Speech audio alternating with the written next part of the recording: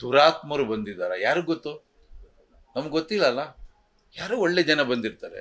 ನಾವೇನು ಹೇಳ್ತೀವಿ ಅಂದರೆ, ಯಾವುದೇ ಧರ್ಮದ ಮೇಲೆ ನಮ್ಮ ಯುದ್ಧ ಅಲ್ಲ, ಯಾವುದೇ ದೇಶದ ಮೇಲೆ ನಮ್ಮ ಯುದ್ಧ ಅಲ್ಲ, ಆ ಪ್ರಕ್ರಿಯೆ ಮೇಲೆ ನಮ್ಮ ಯುದ್ಧ. ಕರೆಕ್ಟಾ? ಹಾಗಿದ್ದಾಗ ಅದು ಯಾರು ಮಾಡ್ತಾರೆ ನಮ್ಗೆ ಗೊತ್ತಿಲ್ಲ ಅಲ್ಲ, ಡಿಕ್ಲೇರ್ ಮಾಡ್ತಿಲ್ವಲ್ಲ. ನಾನು ನಾನು ಹಿಂಗೆ ಮಾಡ್ತಾ ಇದ್ದೀನಿ, ಡಿಕ್ಲೇರ್ ಮಾಡ್ತಿಲ್ವಲ್ಲ ಅವರು. ನೀವೆಲ್ಲೋ ಬಚ್ಚಿಟ್ಕೊಂಡು ಡುಮ್ ಅನ್ಸೋದು, ಪಟ್ ಅನ್ಸೋದು, ಇದೆಲ್ಲ ಮಾಡ್ತೀರಲ್ಲ. ಹಾಗಾಗಿ ನೀವು ದಯವಿಟ್ಟು ನಿಮ್ಮ ದೇಶಕ್ಕೆ ನೀವು ಹೋಗಿಪ್ಪ, ನೀವೆಲ್ಲ ಒಳ್ಳೆಯವರೇನೆ, ನೀವು ಅಲ್ಲಿರಿ, ಇಲ್ಲಿ ಇರಬೇಡಿ ಅಂತ ಹೇಳಿ ತಪ್ಪೇನಿಲ್ಲ. ಎಸ್ ಸರ್, ಇಲ್ಲಿವರೆಗೂ ತಗೊಂಡಿರ್ತಕ್ಕಂಥ ನಿರ್ಧಾರಗಳ ಬಗ್ಗೆ ಇಡೀ ದೇಶ ಮೆಚ್ಕೊಂಡಿದೆ. ಕೇಂದ್ರ ಸರ್ಕಾರ ತಗೊಂಡಿರ್ತಕ್ಕಂಥ ಒಂದು ಸ್ಟ್ರಾಂಗ್ ಡಿಸಿಷನ್ ಬಗ್ಗೆ.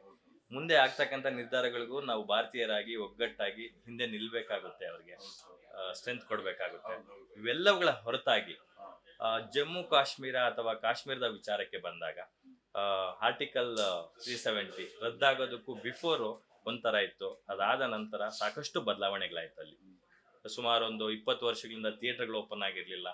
ಅಲ್ಲಿ ಕಾಶ್ಮೀರ್ ಫ್ಯಾಷನ್ ಶೋ ಅಂತ ನಡೆಯುತ್ತೆ, 40 ವರ್ಷಗಳಿಂದ ಫ್ಯಾಷನ್ ಶೋ ನಡೆದಿರಲಿಲ್ಲ. ಅವೆಲ್ಲವುಗಳು ಓಪನ್ ಆಯಿತು. ಸಚಿನ್ ತೆಂಡೂಲ್ಕರ್ ಹೋಗಿ ಅಲ್ಲಿ ಕ್ರಿಕೆಟ್ ಆಡಿದ್ರು, ಅಲ್ಲಿ ಒಂದು ರಣಜಿ ಟೀಮ್ ಕಟ್ಟಿದ್ರು. ಅವರೆಲ್ಲ ಮತ್ತೆ ಬಂದು ಬೇರೆ ಬೇರೆ ರಾಜ್ಯಗಳ ಜೊತೆ ಕ್ರಿಕೆಟ್ ಆಡುವಂಗಾಯ್ತು. ಟೂರಿಸಂ ತುಂಬ ವ್ಯಾಪಕವಾಗಿ ಡೆವಲಪ್ಮೆಂಟ್ ಆಯಿತು.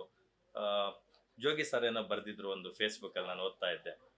ಎವ್ರಿ ಇಯರು ಕನಿಷ್ಠ ಅಂದರೆ 2 ಕೋಟಿ ಜನ ಕಾಶ್ಮೀರಕ್ಕೆ ವಿಸಿಟ್ ಮಾಡ್ತಾರಂತೆ ಟೂರಿಸ್ಟ್ಗಳು. ಅದರಿಂದಾನೇ ಅವ್ರಿಗೆ ಜೀವನ ಕಟ್ಕೊಳ್ತಾ ಇದ್ರು ಅಲ್ಲಿರ್ತಕ್ಕಂತಹ ಲೋಕಲೈಟ್ಸು. ಸೊ ಇದೆಲ್ಲದಕ್ಕೂ ಈಗ ಹೊಡೆತ ಬಿದ್ದಿದೆ. ಸೊ ಆರ್ಟಿಕಲ್ 370 ಬಿಫೋರು ಆಫ್ಟರು ನಿಮ್ಮ ಮಾತುಗಳು? ಇಲ್ಲ, ಭಾಳ ಒಳ್ಳೆ ನಿರ್ಧಾರ ತೊಗೊಂಡಿದ್ದು. ಯಾಕೆಂದರೆ ಆ ಥರದ್ದೊಂದು ನಿರ್ಧಾರ ತೊಗೊಳೋದಕ್ಕೆ ಎದೆಗಾರಿಕೆ ಬೇಕು.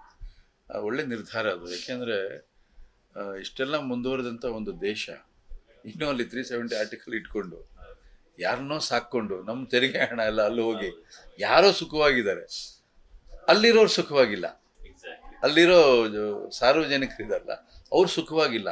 ಈಗ ನಾನಾಗಲಿ ನೀವಾಗಲಿ ನೆಮ್ಮದಿಯಾಗಿ ಅಲ್ಲಿ ಹೋಗ್ಬಿಟ್ಟು ಒಂದು 10 ದಿನ ಇದ್ಬಿಟ್ಟು ಬರೋಣ ಆಗ್ತಾ ಇಲ್ಲ. ಸೊ ಇವೆಲ್ಲ ಸಮಸ್ಯೆಗಳನ್ನು ಸರಿಪಡಿಸೋದಕ್ಕೆ ಅದೊಂದು ಒಳ್ಳೆ ಕೆಲಸ ಮಾಡೋದು ಭಾಳ ತುಂಬ ಒಳ್ಳೆ ವಿಚಾರ. ಅದು ನನಗೆ ನನ್ನ ವೈಯಕ್ತಿಕವಾಗಿ ಏನು ಅನ್ನಿಸ್ತು ಅಂತ ಹೇಳಿದ್ರೆ, ಅಲ್ಲಿ ಚುನಾವಣೆ ಬಹುಶಃ ಇನ್ನೊಂದು 2 ವರ್ಷ ಮುಂದೂಡಿದ್ರೆ ಇದು ನಡೀತಿರ್ಲಿಲ್ವೇನೋ ಅಂತ ಅನ್ನಿಸ್ತು.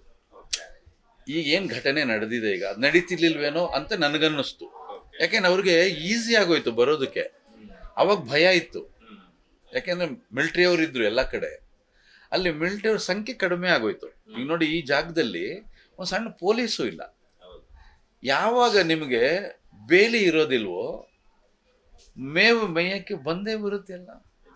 ನಾವು ಬಾಗಿಲು ತಕ್ಕೊಂಡು ಮಲ್ಗಕ್ಕೆ ಆಗೋದಿಲ್ವಲ್ಲ ಸ್ವಾಮಿ, ನಾವು ದಾರಿ ಮಾಡಿಕೊಟ್ವೇನೋ ಅಂತ ನನಗನ್ನಿಸ್ತು. ಹಾಗಾಗಿ ನನ್ನ ಅನಿಸಿಕೆ ಇದು. ಇನ್ನೊಂದಷ್ಟು ಬಿಗಿ ಮಾಡಬೇಕಾಗಿತ್ತು. ಅಂದರೆ ಆ ಬಿಗಿ ಇತ್ತು, 370 ಆರ್ಟಿಕಲ್ ತೆಗೆದ ಮೇಲೆ ಬಿಗಿ ಇತ್ತು, ಸಡ್ಲ ಆಗೋಯ್ತು. ಅದು ಸಡ್ಲ ಆಗ್ತಿದ್ದ ಹಾಗೇನೆ ಅವ್ರಿಗೇನಾಯಿತು, ಸುಲಭ ಆಯಿತು. ಏನು ನಾವು ಇಲ್ಲಿ ಅಂದರೆ ನೀವು ಆಗಲೇ ಹೇಳ್ದಾಗೆ ಒಬ್ಬ ಧರ್ಮದವ್ರನ್ನ ಗುರುತಿಸಿ ಅವರನ್ನು ಹೊಡಿತಾರೆ ಅಂದರೆ ಮೊದಲಿಂದನೂ ಇದೆ.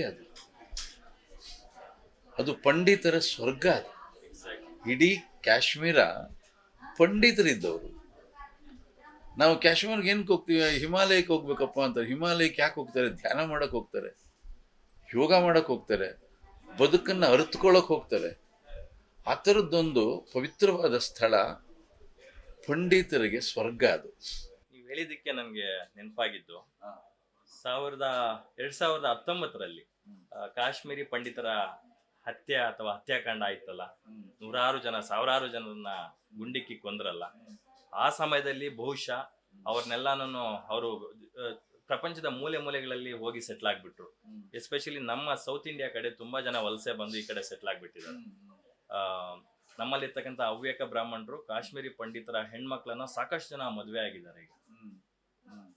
ಆವತ್ತು ಅವರಿಗೆ ಡೆಲ್ಲಿಯಲ್ಲಿ ಒಂದು ನಿರಾಶ್ರಿತರ ಕೇಂದ್ರ ಅಂತ ಒಂದು ಸ್ಥಾಪಿಸಿ ಅದರೆಲ್ಲ ಏನ್ ಮಾಡ್ತು ಗೌರ್ಮೆಂಟು, ಅದ ನಂತರದ ದಿನಗಳಲ್ಲಿ ಅವ್ರನ್ನ ಮತ್ತೆ ವಾಪಸ್ ಕರ್ಕೊಂಡು ಹೋಗಿ ಅದೇ ಕಾಶ್ಮೀರಲ್ಲಿ ಬದುಕುವಂಗೆ ಅವರಿಗೆ ಒಂದು ಧೈರ್ಯ ಸ್ಥೈರ್ಯ ತುಂಬಿದಿದ್ರೆ ಬಹುಶಃ ಇಷ್ಟು ಪದೇ ಪದೇ ಮರುಕಳಿಸ್ತಾ ಇರಲಿಲ್ಲ ಅಂತ ನನ್ಗನ್ಸುತ್ತೆ ಸರ್. ನೀವು ಹೇಳೋದು ಒಳ್ಳೆ ಮಾತದು, ಗಂಭೀರ ತಗೊಳ್ಬೇಕಾಗಿತ್ತು ಅವತ್ತು. ಯಾಕೆಂದರೆ ನಮ್ಮದು ಈ ಭಾಷಾವಾರು ಪ್ರಾಂತ್ಯಗಳು ನಮ್ಮದು.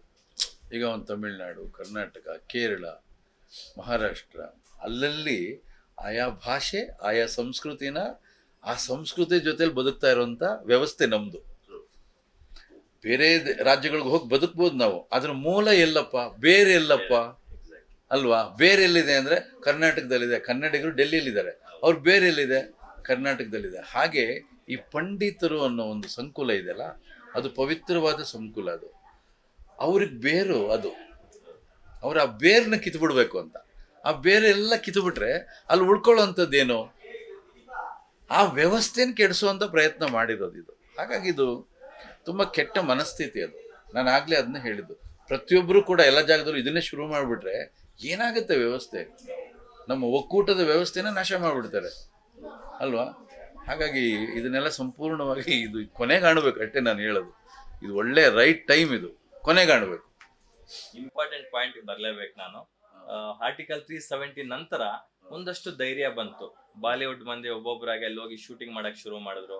ನಂತರ ದಿನಗಳಲ್ಲಿ ಸೌತ್ ಇಂಡಿಯನ್ ಸಿನಿಮಾಗಳು ಅಲ್ಲಿಗೆ ಹೋಗೋಕೆ ಶುರು ಮಾಡಿದ್ರು. ನಮ್ಮ ಸುದೀಪ್ ಅವರ ಹೆಬ್ಬುಲಿ ಸಿನಿಮಾ ಇರ್ಬೋದು, ಮಾರ್ಟಿನ್ ಸಿನಿಮಾ ರೀಸೆಂಟ್ ಆಗಿ ಧ್ರುವ ಸರ್ಜಾ ಅವ್ರದ್ದು ಇರ್ಬೋದು, ಸಾಕಷ್ಟು ಸಿನಿಮಾಗಳಲ್ಲಿ ಅಪ್ಪು ಅವರ ಕೊನೆ ಸಿನಿಮಾ ಜೇಮ್ಸ್ ಸಿನಿಮಾ ಕೂಡ ಅಲ್ಲಿ ಕಾಶ್ಮೀರದಲ್ಲಿ ಶೂಟಿಂಗ್ ಮಾಡ್ಕೊಂಡ್ ಬಂದ್ರು. ಈಗ ಒಂದಷ್ಟು ಮಿಲಿಟರಿ ಅವರಿಗೆ ಪ್ರೊಟೆಕ್ಷನ್ ಎಲ್ಲ ಇರ್ತಿತ್ತು ಅಂತೆಲ್ಲ ಹೇಳ್ತಾ ಇದ್ರು.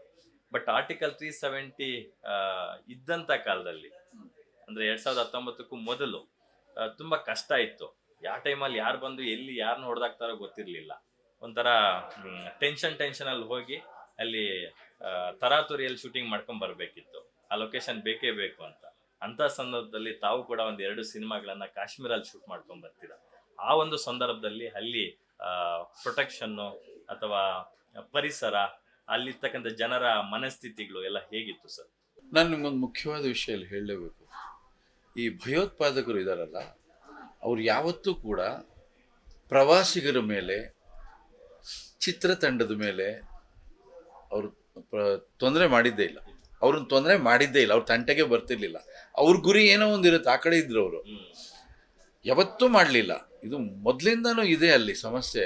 ಯಾವತ್ತಿಂದ ಇದೆ, ಯಾವತ್ತು ಕಾಶ್ಮೀರದ ರಾಜ ಹರಿಸಿಂಗ್ ಬಂದು ಅವನು ಇಲ್ಲಿ ಶರಣ ಆಗ್ಬಿಟ್ಟು ಸೈನ್ ಮಾಡ್ತಾನೆ, ಅವತ್ತಿಂದ ಇದೆ ಇದು. ಆದರೆ ಅಲ್ಲಿ ಎಷ್ಟು ಚಿತ್ರಗಳು ಶೂಟಿಂಗ್ ನಡೆದಿದೆ, ಅದಕ್ಕೇನು ಕೊರತೆ ಇಲ್ಲ. ಶೂಟಿಂಗ್ ಮಾಡಕ್ಕೆ ಹೋಗೋರಾಗ್ಲಿ ಪ್ರವಾಸಿಗರಾಗ್ಲಿ ಯಾವತ್ತೂ ಭಯ ಪಡಲಿಲ್ಲ. ಅದ್ರ ಪಾಡಿಗೆ ನಡೀತಾನೆ ಇತ್ತು. ಯಾರಾದ್ರೂ ಕಾಶ್ಮೀರಲ್ಲಿರೋ ನಾಗರಿಕ ಹೊಟ್ಟೆಸುವಿಂದ ಇದ್ದಾನೆ ಇಲ್ವಲ್ಲ? ಹೇಗೆ ಅವನು ಬದುಕು ನಮ್ಮಿಂದಾನೆ ಇದು ನಡೀತಾನೆ ಇತ್ತದು. ಬಟ್ ನಾವು ಶೂಟಿಂಗ್ ಮಾಡೋಕ್ಕೆ ಹೋದಾಗ ನಮ್ಗೇನಪ್ಪ ಅಂದರೆ ಸ್ವಲ್ಪ ಆ ಕಡೆ ಹೋಗ್ಬೇಡಿ ಸರ್, ಸ್ವಲ್ಪ ಅದು ಸೆನ್ಸಿಟಿವ್ ಏರಿಯಾ ಅಂತ ಹೇಳ್ತಿದ್ರು. ಅಂದರೆ ಭಯ ಹುಟ್ಟಿಸ್ತಿರ್ಲಿಲ್ಲ ಅವರು. ಬಟ್ ಆ್ಯಕ್ಚುಲಿ ಭಯದ ವಾತಾವರಣ ಅದು. ಅವರು ಹೆದರಿಸ್ತಾ ಇರಲಿಲ್ಲ. ಯಾಕೆಂದರೆ ಬರೋರನ್ನ ಹೆದರಿಸ್ಬಿಟ್ರೆ ಅಲ್ಲಿ ಬದುಕು ಹೋಗ್ಬಿಡತ್ತೆ ಅಲ್ಲಿರೋರಿಗೆ. ಹಾಗಾಗಿ ಹೆದರಿಕೆ ನಮಗೂ ಇರಲಿಲ್ಲ, ಅವರು ಹೆದರಿಸ್ತಾ ಇರಲಿಲ್ಲ. ನಾವು ಆರಾಮಾಗಿ ಶೂಟಿಂಗ್ ಮಾಡ್ತಿದ್ವಿ. ಬಟ್ ಅವರು ಕೇರ್ ಮಾಡೋರು ನಮ್ಮನ್ನು, ಜೊತೆಲಿರೋರು.